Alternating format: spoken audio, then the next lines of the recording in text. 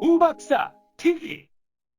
안녕하세요, 우영달입니다. 하도 답답하고 문재인 정부가 하는 부동산 정책이 너무 현실하고 떨어져 있고 문제를 더 악화시키고 있는 상황에 대해서 한마디 좀 드리려고 주제를 한번 잡아보았습니다.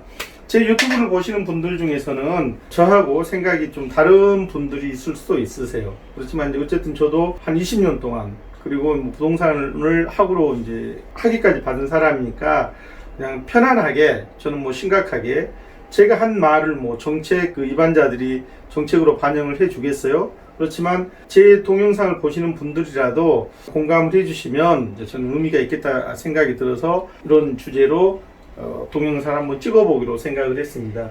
그러니까 지금 아시겠지만 문재인 정부가 들어와서 23번째 부동산 정책을 발표했네, 4번째 발표했네, 말이 많지만 몇 번을 발표한 게 그렇게 크게 중요하지는 않아잖아요. 그러니까 한 번을 했든 두 번을 했든 제대로 된 부동산 정책을 입안하고 발표를 해서 특히 서울 수도권의 아파트 가격이 오르는 거를 잘 좀 잠재웠으면 하는 그런 안타까운 바람을 갖고 있는데, 안타깝게도 그걸 잘 못하고 계시는 것 같고 결과는 영 엉뚱한 쪽으로 지금 나타나고 있는 게 여실히 보이잖아요. 현재 도시 재생 사업, 그린벨트를 푼에 그 골프장을 개발을 하네, 별별 얘기가 다 나옵니다만은 저는 그런 것들은 그렇게 크게, 특히 그린벨트를 해제한다든지 3기 신도시를 더 용적률을 더 준다든지 또 이왕에 제4기 신도시를 발표한다든지 하는 것들은 사실은 지금 현재 일어나고 있는 서울 수도권의 그 아파트 폭등 양상을 잠재우기에는 저는 쉽지 않다. 그러면 무슨 방법이 있냐? 선생님들 공간이라는 걸 한번 생각을 해보세요. 이 용적률은 뭐냐면, 용적률을 다른 말로 표현을 하면 공간 개발인데요. 공간 개발을 줄일 것인가 늘릴 것인가가 결국은 용적률이잖아요. 상업지역에 10평짜리 땅이 하나 있다고 생각을 하면 거기에 만약 용적률을 1000%를 준다 그러면 그 10평짜리 땅 위에다가 100평을 지을 수 있게 해주겠다 얘기거든요. 용적률하고 또 같이 가는 개념이 건폐율인데, 그거는 공부를 좀 해주시고요. 그러니까 지금 우리나라 그 중심 상업지에서는 제가 알기로 용적률이 한 1200에서 1400 정도까지 가는 것 같습니다. 그런데 편하게 좀 말씀을 드리면, 지금 용산 기지창, 용산 미군 기지창을 개발을 한다고 그러잖아요. 거기에 지금 현재 기존의 용적률로 가면 주거용 부동산을 한 8000세대 정도를 아마 공급을 한다고 얘기를 하고 있는 것 같습니다만은, 왜 8000 가구여야만 하는지 저는 도저히 이해할 수가 없어요. 거기에다가 만약에 기존에 지금 허용된 용적률의 2배면 16,000 가구잖아요. 만약 2.5배라고 하면 2만 가구도 지을 수 있다 그런 얘기세요. 그렇게 해서 용적률을 대폭 상향 조정을 해서 그 신규로 주거용 부동산을 많이 공급을 한 다음에 기존 사업자가 누가 될지는 모르겠지만 기존 사업자가 진행하고 난 나머지 부분, 그러니까 당초에 500%로 용적률을 주기로 했던 거를 1000%로 주기로 하고, 그 추가로 공급되는 500%에 대한 주거 부분에 대한 세대는 가능하면 중소형 평형 18평 전후로 중소형 평형으로 해서 집중적으로 도심 역세권에 공급을 해서 기부 체납을 받아서 공급을 해서 그렇게 확보된 그런 그 주거용 부동산은 우리가 소위 말하는 주거약자, 사회적으로 경제적으로 지금 치솟는 집값을 100% 자기 돈만 가지고서 마련하기 어려운 분들한테는, 이런 사람들한테 기부 체납받은 이 분량을 장기로 공급을 하면 저는 상당한 정도 지금 폭등하고 있는 주거용 부동산 값을 잡을 수도 있다고 생각을 하는 사람 중에 한 사람입니다. 왜 도심 역세권이어야 되냐?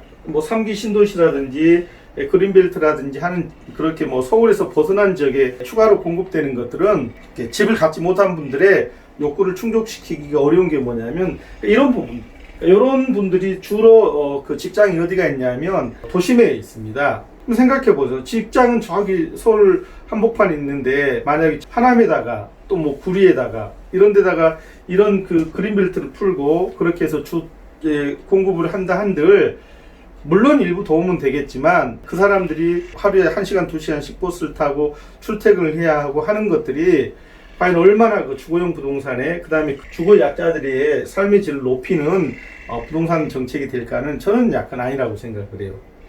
직주는 직장하고 주거는 가까울수록 삶의 만족도가 높아집니다.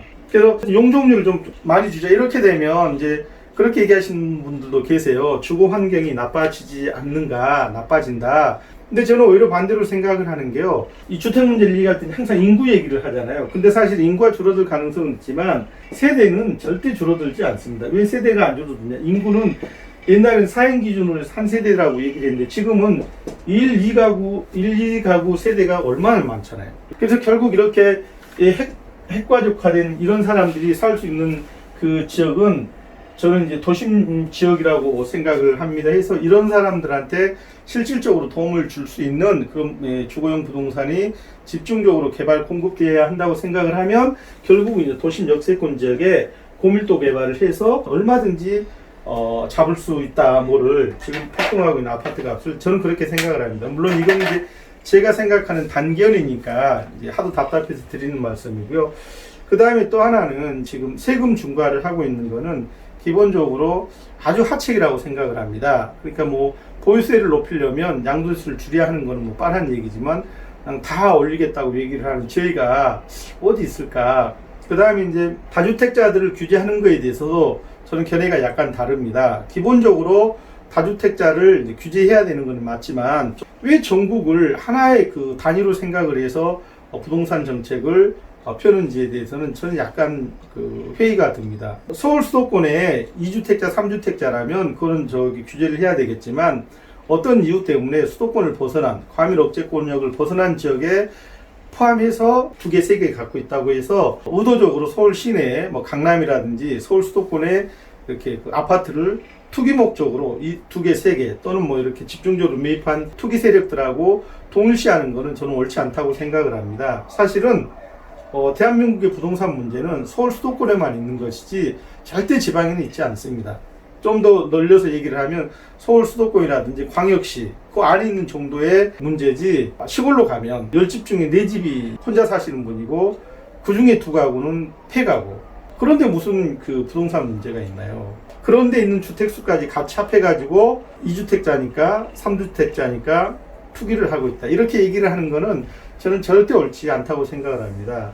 지금 이번 정부가 지금 다주택자들 규제한다고 갭 투자자들 이제 잡겠다고 정책을 쓰는 바람에 보고 계시잖아요. 지금 지방에 있는 중소도시에 있는 그 주택들이 무슨 꼴을 당하고 있는지 왜 그렇게 하책을 쓰는지는 모르겠어요. 일단 전 기본적으로 제 단견으로는 일단 도심 재개발, 도심 지역을 고밀도 개발하면 지금 부동산은 상당한 정도 그 가격 폭등은 잡을 수 있다. 그 다음에 마지막으로 저는 이제 IMF 때부터 리먼 사태 때도 해봤고 그 다음에 지금도 하고 있습니다. 그래서 한 5개 정도의 정부가 제가 부동산 투자를 하는 동안 이제 바뀌었는데요. 쭉 이렇게 오면서 부동산의 정권의 성격상 나타나는 이게 그 부동산 정책하고 그 정책이 가져온 결과들하고 쭉 따라가다 보면 결국 부동산을 잡을 수 있는 방법은 규제보다는 공급이 부동산 가격을 잡을 수 있다고 저는 믿고 있는 사람입니다. 그래서 그 방법으로 땅이 없다고 얘기하시는 분들이 계세요. 서울 시내 수도권에 마땅히 그 맘 놓고 주거용 부동산을 지을 땅이 모자란다고 얘기를 하시는 분들이 계시는데요. 저는 생각이 좀 다릅니다. 땅은 모자랄지 몰라도 공간은 무한대입니다. 용적률을 2천에서 3,000% 준다 그래서 절대 집안 안 무너집니다. 그렇죠? 어쨌든 좀 더 한번 하도 답답하니까 드리는 말씀이었습니다. 그리고 앞으로도 이제 저희 유튜브에서도 이런 이제 주제가 나오면 그때 좀 이렇게 편안하게 제 생각만을 열심히 말씀을 드리도록 하겠습니다. 참고하시면 도움이 좀 될 수 있겠고요. 요즘에 이제 저한테 이제 물어보시는 분들이 많으세요. 경매를 해야 되나요? 말아야 되나요? 요 얘기는 약간 이제 서비스인데 지금 코로나 상황을 보면 아마 올해 가을, 내년 봄, 내년 여름, 내년 가을까지 이제 코로나로 인한 본격적인 경제의 그 충격파가 미치기 시작을 하면 좋은 지역에 그러니까 똘똘한 강남 한 채는 몰라도 주변 지역이라든지 수도권이라든지 지방도시의 그 부동산들은 굉장히 타격을 입을 가능성이 높다고 보고요. 또 그 다음에 이제 즉 코로나 때문에 내수 경기가 정말 말이 아닙니다. 그래서 이런 분들이 그 담보로 제공을 하고 자영업을 차렸던 분들이 이제 가게를 문을 닫게 되는 바람에 이제 피눈물을 흘리면서 내놓게 되는 그런 이제 부동산들이 특히 주거용 부동산들이 경매에 대거 등장할 그런 가능성들이 높습니다. 비극적인 상황이 벌어질 거를 잘 한번 감안해서 적어도 지금은 부동산을 매입할 시기는 아닌 것 같다. 물론 돈 100% 현찰 많은 분들은 뭐 제 동영상을 안 보셔도 되고 뭐 제가 하는 말을 그냥 치부해 버리셔도 되겠지만, 적어도 젊은 분들, 그 다음에 그렇게 자기 돈이 많이 없는 분들, 그래도 자기 주택을 하나 마련해 보겠다고 열심히 사시는 분들이라면 올해 가을, 겨울, 내년 봄, 여름까지는 쭉 공부 많이 하시고 관망만 하셔도 나쁘지 않을 거라고 생각을 합니다. 감사합니다.